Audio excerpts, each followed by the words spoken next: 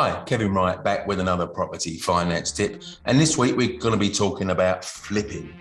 And is it a good thing to be doing at this given time?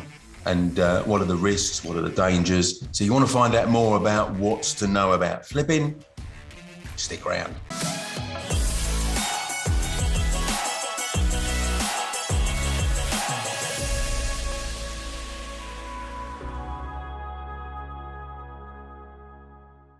Okay, so I recently had a question, and hey, I get them all the time, whether it's on my 8:30 Monday morning property finance Q&A live, which goes out on YouTube, LinkedIn, and other Facebook pages and groups too. So you can normally catch that, and if you can't catch it live, you can catch a replay of it. And you know, the replays are here on this YouTube site. I get questions, all the time. And I recently got a question from someone interested about flipping and what were the things they should watch out for. In fact, they posed me 5 different questions, and here are the 5 questions, and I'll go on to answer those 5 questions. Hey, have you subscribed yet? If not, click the button there. Oh, and that dingy belly thing there so you don't miss a new video every time I release one. Thank you. And follow me on Instagram too. There's the button down there. Thank you. So the questions are: 1, is flipping still a good strategy right now? 2, is it beneficial to start flipping with a brand new limited company? 3, where can you source the rundown properties that will be suitable to flip? 4, do you normally get mortgages on such properties? And 5, any specific areas of the country that should be targeted? Okay, so big bunch of questions there, all pretty relevant to flipping, I'd say. So now let's go through them one by one and examine where I sit on those questions. So question 1 was, is flipping still a good strategy in these times? The answer to that is you need to look at what market we've got. Have we got a buyer's market or a seller's market? Have we got a rising market or a falling market? Well, in 2021, and indeed some of 2020, has been very much a rising market and very much a seller's market. So that's the perfect time to flip, because even if you make a few mistakes, for example, you paid a bit more than you should have done to buy the property, and you spent a bit more refurbing it than you really ought to have done, you can recover some of that in a strong seller's market, because there's a limited amount of properties to sell and more buyers wanting to buy properties than there are properties to sell. So it's easy to flip in a rising market.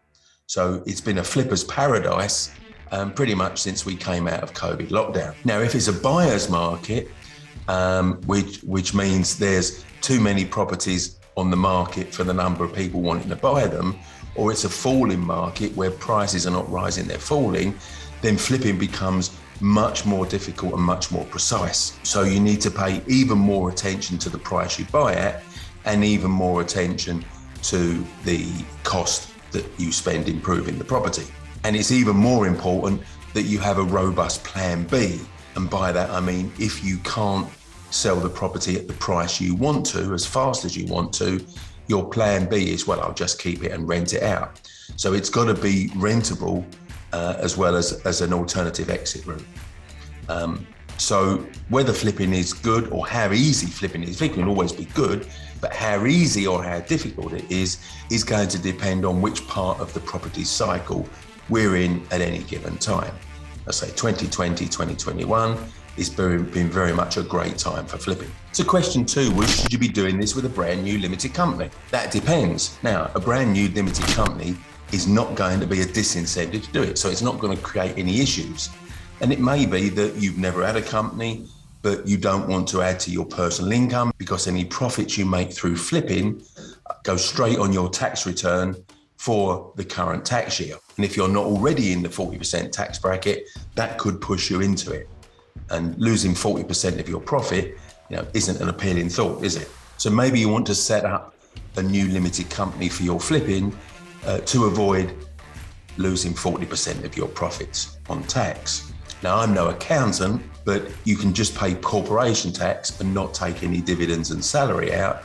And corporation tax is certainly nowhere near 40%, is it? And as far as drawing any salary or dividends out of it, well, you can kick that can down the road for several tax years until it's appropriate for you to do so. Maybe you've already got a limited company that you rent properties out from, and you don't want to mix up the renting and the flipping. Well, that would be another reason why you could do it.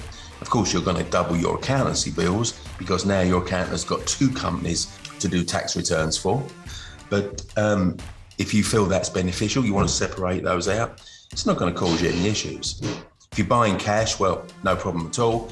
If you're buying with bridging finance, then bridgers don't care whether it's a new limited company or not, so there's no issue there. Question 3 was, where do you find rundown properties? Well, estate agents have them. Clearly not most of the properties that are marketed through estate agents are run down. Most of them are in prime, pristine condition and will make lovely homes. So it's a small percentage of properties, but estate agents do market them. Auctions, obviously, auctions are the home of scabby, dilapidated properties. So there's always going to be plenty of properties like that at auction. But the question there is, can you pick them up at a price that you can make a profit on in the febrile atmosphere of an auction day, whether it's online or whether it's back in hotel rooms? Because the online one during lockdowns in 2020 and 2021 have proved incredibly buoyant places to be. So you might struggle to get a property at the right price through auction, but certainly dilapidated properties are through auction. You might be able to approach vendors privately, and that's just doing research in your area, either local to you or wherever you're buying property, and just, boots on the ground type of thing, walking around streets, finding dilapidated properties and contacting the owners.